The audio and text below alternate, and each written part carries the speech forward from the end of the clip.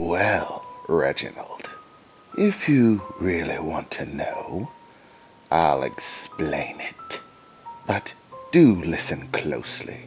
I don't like to repeat myself, and usually these little lessons aren't free. But because you're a special case, my boy Reginald, I'll make an exception. Just this once. Now, Reginald, the answer you seek is both incredibly simple and utterly complex, the man in the pinstripe suit said, staring down at me, explaining with that wide grin on his face. In order to understand the similarities between you and me, you have to understand many things, Reginald. First, you need to understand the relationship between order and chaos, and the truth of how people come to be the people that they are. You see, Reginald, the man in the pinstripe suit said, raising his hands and snapping a finger, and in a flash of red he seemed to disappear, and suddenly I felt a pair of hands on my shoulders. In the instant, I couldn't move. It wasn't as if some sort of magic had been cast on me. No, it was more like every muscle, every bone in my body was scared to move, too terrified to give so much as a twitch. And then I felt it, the heat of his breath across the side of my face as he started to whisper. You see, Reginald, as I explained before, most people do believe that chaos and order are separate entities. But they're wrong. They're one and the same. Order brings rise to chaos, and chaos creates order. Though these ideas seem contradictory, they're in fact the glue that stabilizes all things. And once you understand it, things can change drastically. But in order to truly understand it, I need more than say the words. You need context in order to grasp the idea. So you know what I'm going to do, Reginald? I'm going to tell you a story. You like stories, don't you, Reginald? All the fantastical tales tucked away in those books. Well, this will be just like that. Just a little story to help you understand chaos and order. You see, right now, you believe order is what creates the world, that there is simply an order to everything, and that if you can't understand it, it must be chaos. But order and understanding it are just elements of understanding chaos, of seeing the patterns that emerge within, the structure in the madness. Our first story begins in ancient Egypt. And before I go on, do know that both these stories are true. The events themselves, 100% fact. They actually occurred just as I tell them, so make no doubts of their validity.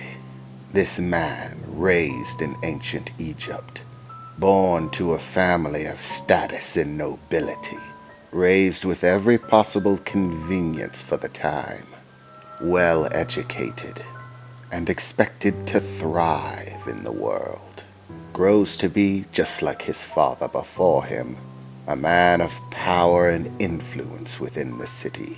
One day he pulls himself from bed to repeat the daily process. And as always, he has many things to do, Reginald. But he can't decide which one to do first. He has things that need done on the west side of the city, and things that need done on the east. So to decide, he flips a coin. Nothing special about it, nothing out of the ordinary. He flips the coin, and it goes round and round, spinning about in the air. There are so many things, Reginald, that could affect just that little flip.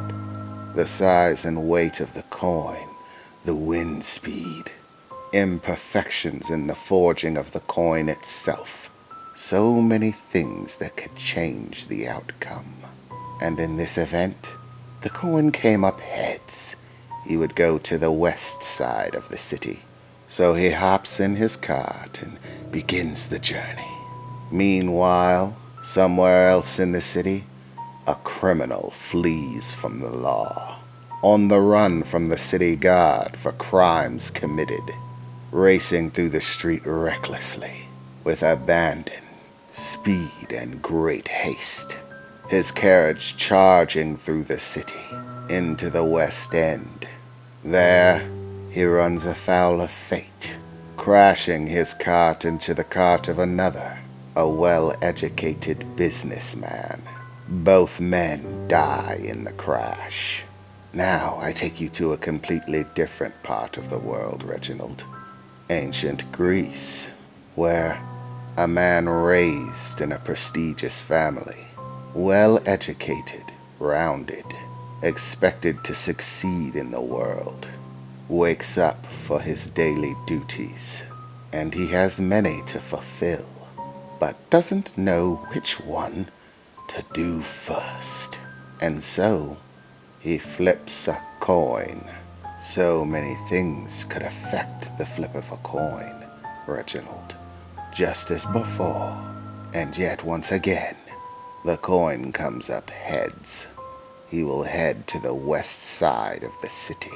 And just as before, a man is fleeing from the law, on the run from the city guards for the crimes he has committed, racing through the streets with abandon and haste far exceeding safety, ignoring it altogether, when he runs afoul of fate in the west end of the city. The cart he is in collides with the cart of another, a well-to-do businessman in Greece, just out completing his daily tasks. Both men die in the crash. Tell me, Reginald, are you beginning to see it? The lines that connect these stories, separate though they may be, entirely true, and yet so vastly far apart, in completely different cities, completely different continents, completely different languages spoken, completely different points in history, and yet there are so many similarities, are there not, Reginald? Why do you think that is? He said, whispering past my ear again. It's because of chaos, Reginald. Both chaos and order. That what we find in this circumstance is a structure. That is the similarity that binds the two. Is structure, Reginald. In each story, despite the change in time, in location, in language, the structure of the two remains the same. The same set of circumstances, the same events leading to the same conclusions. But how? Why? Is it random chance? Do the hands of fate have a sense of humor? No, Reginald. It is because chaos creates order. The world is filled with an endless string of variations, possibilities, things swaying each way, in all directions, in every possible conceivable way. And yet regardless of this seeming to be madness, of everyone in the world simply following their own wills, living their own lives, trying to attain what they wish to attain, all of it overlapping countless hundreds of millions of people, every single day, crisscrossing in every direction. It would seem it to be madness, an unreadable, incoherent mess, impossible to discern, and yet in this madness, patterns emerge. Order, structure, Reginald. Things come and go in cycles and patterns, all destined to repeat themselves, regardless of how nonsensically specific they may seem to be. Everything that has ever happened has always happened before. Maybe in a distant place, a faraway one, where things seem drastically different, and yet the structure is identical. And thus, these events repeat themselves. This order rising from the chaos, forming cyclical patterns, structures, creating the same effects, bringing things to the same conclusions. For that is truly all that people are. Every person who has ever lived and breathed is simply order within chaos. They are a structure built from a set of circumstances. These circumstances aligning themselves, creating patterns. Patterns that seem unique but in and of themselves are not. The same way that two people simply having the same upbringing doesn't mean that they'll be the same person.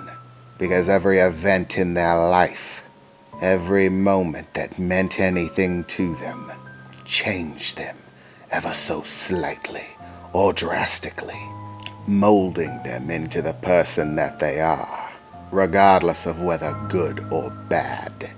Our very souls themselves are etched in this fire of chaos, turning us into the people we are destined to be.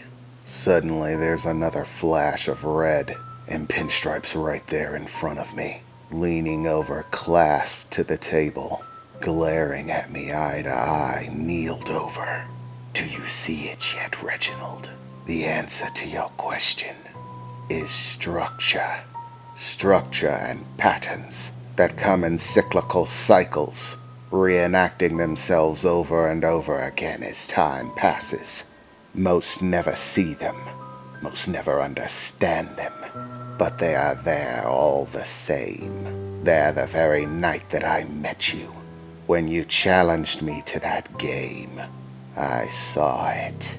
The pattern, Reginald. I saw the pattern. Are we coming close yet? Beginning to grasp it?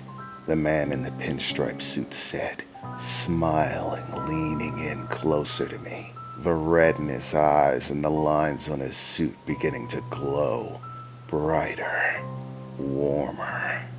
It's a pattern, a structure, I said, gazing at him wide-eyed as the realization started to hit me. Things come in cycles. Patterns reemerge. All people are formed from patterns, and because all patterns are cyclical, coming and going in cycles, and all patterns destined to reemerge, then one can always find their own pattern. The sequences of events that lead to them being who they are, I said as the stunning realization began to dawn on me. Why I was so similar to Pinstripe. Why there were so many things in common between us. And suddenly his laughter filled the room again, echoing, filling every corner. The lights growing so bright they burst into flames. Smoke rises from them, and fire begins to catch the walls, scorching into them. Yes, Reginald, now you have it, the man in the pinstripe suit said, smiling down at me. The reason, the answer to the question of why we're so similar. It's because our pattern is the same, Reginald. The structure of our story nearly identical. The building blocks that forge who we are and decide who we will become, nearly indistinguishable. We are so much the same because our structure is the same. Because my story is the same as your story. Perhaps from a different time, perhaps from a different place, perhaps for different reasons. But in the end it doesn't matter, because it all turned out the same. I sit there in shock, the thoughts racing through my head, completely overwhelmed. Pinstripe and me are similar because the sequences of our lives are similar, fit the same patterns. All the things that have happened to me happened to him. He lived them, breathed them, experienced them firsthand, and saw the pattern reemerge.